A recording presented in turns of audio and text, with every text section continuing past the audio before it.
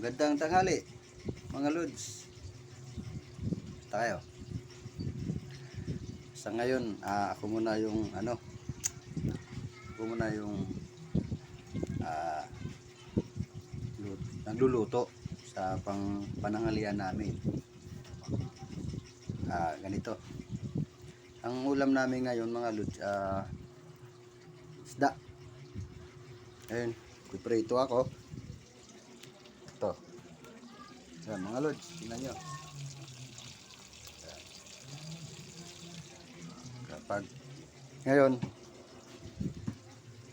meron naman akong pangat. Yan. Pangat, mga Lods. Yun na yung piprituin ko at saka yung na pangat. Kasi yung asawa ko busy rin, nagkukusot din. Kumbaga tulungan kami sa sa gawain, sa lahat ng gawain tulong-tulong lang kami. Ganun kami para matatapos agad. Okay, yun lang yung mga Lods, counting lang, tip lang. Sa buhay natin ngayon, kailangan nating madiskarte. Hindi tayo pwede sumuko. Tulad sa akin, kahit meron akong kapansanan, i-enjoy ko lang sarili ko. Sa mga nanood sa video ko, mga idol, salamat.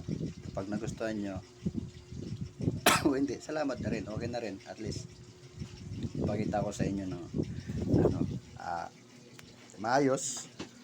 At baguhan pa naman ako sa mga ganito sorry, na hindi man ako batikan na vlogger.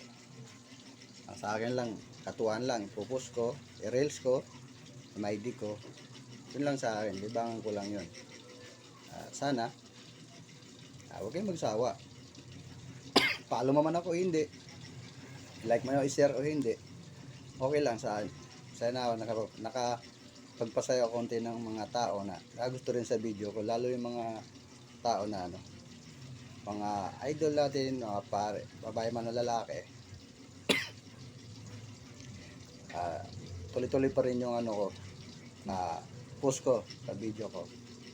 Sana rin na lang para kahit papaano matutuwa pa rin ako dahil nandyan pa rin kayo. Sa mga lahat na nanood sa video ko, God bless sa inyong lahat. Marami pong salamat. Sana pagpapalaan pa tayo ni Lord. Pinagpapala pa tayo. Salamat tayo dahil andito pa tayo lumalaban. Ano mang status sa buhay, kapansanan man wala, God bless sa inyo lahat, mga Lods.